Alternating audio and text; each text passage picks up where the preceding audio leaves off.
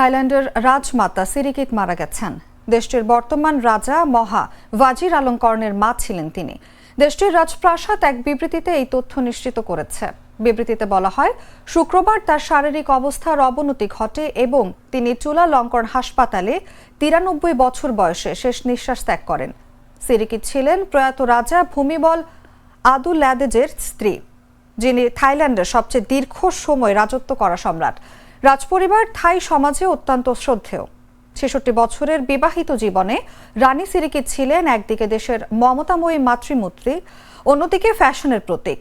পশ্চিমা গণমাধ্যমে তাকে প্রায়ই সাবেক মার্কিন ফার্স্ট লেডি জ্যাকি কেনেডির সঙ্গে তুলনা করা হতো এবং বহুবার ম্যাগাজিনের প্রচ্ছদেও দেখা গেছে। রাজপ্রাসাদ জানায়, 2019 সাল থেকে হাসপাতালে ভর্তি থাকা অবস্থায় রানী সিরিকিত বিভিন্ন শারীরিক জটিলতায় ভুগছিলেন। সম্প্রতি তিনি রক্ত সংক্রমণে আক্রান্ত হন।